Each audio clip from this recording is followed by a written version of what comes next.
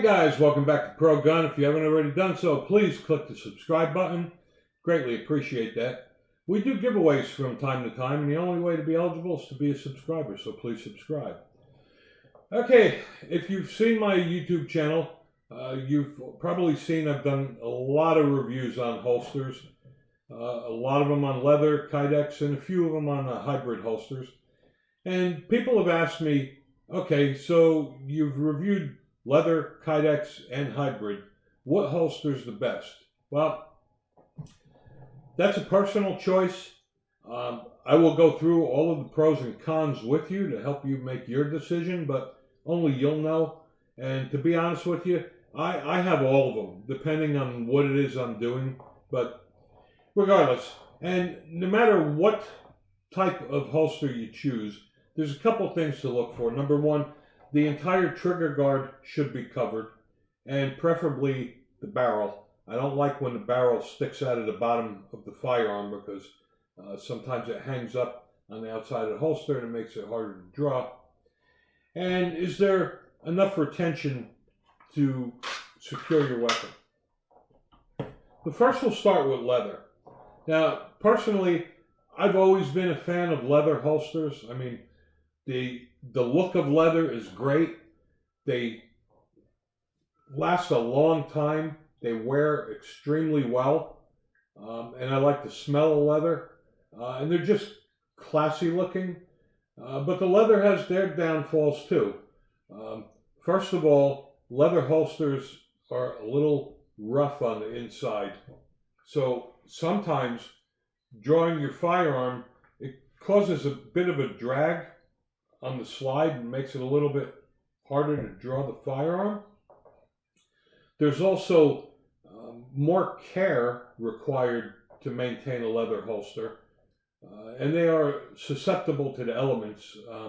If you're out in the rain or the snow and extreme heat and you start sweating, and there really is no retention on a leather holster.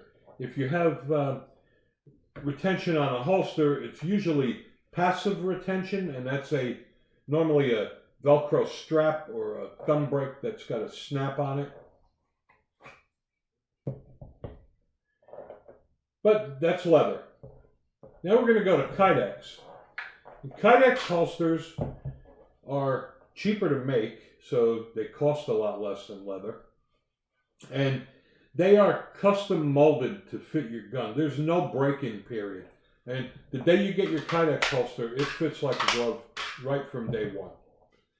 They also tend to have an adjustable cant, so you can angle the position of your holster to what's more comfortable. And you can't beat the retention. They all have a tension screw on the bottom where you can increase or decrease the tension. And with the heat shield, it makes it very easy to draw your firearm. And the most important thing is that they don't collapse. So over time, over and over and over again, you could just keep holstering your firearm with a Kydex holster, and you don't ever have to worry about it collapsing and having to take your holster outside of your waistband to reholster. But the drawback to Kydex, number one, is it's loud.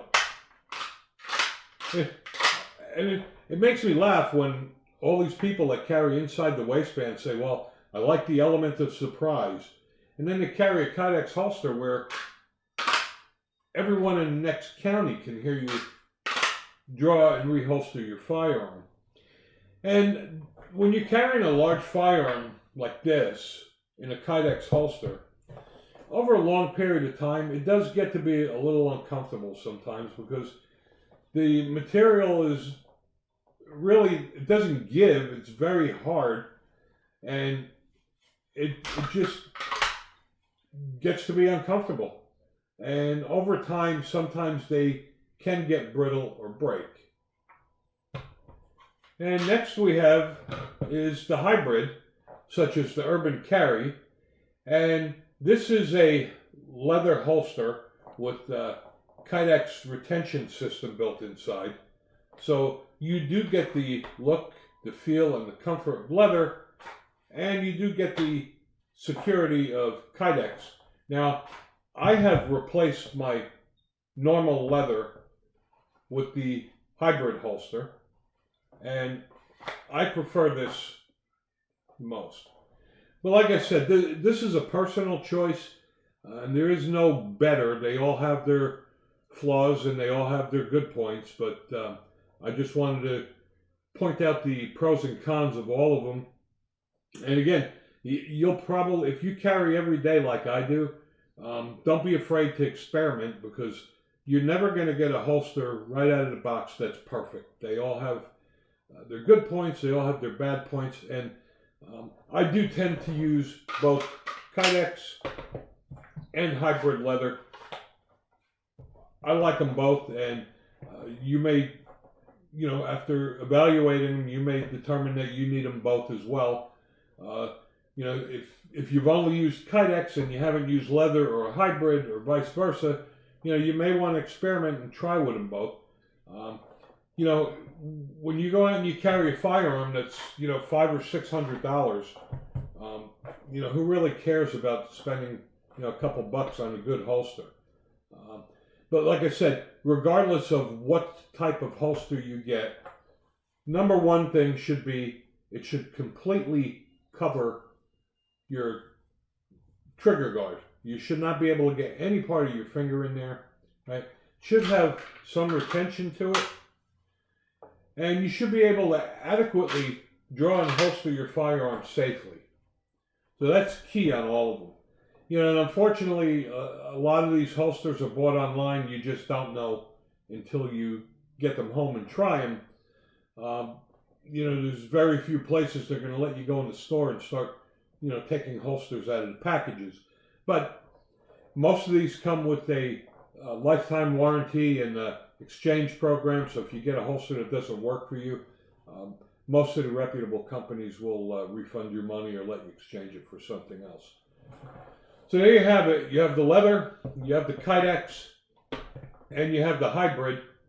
Only you could decide what works best for you, but now you have the pros and the cons. Thanks for watching.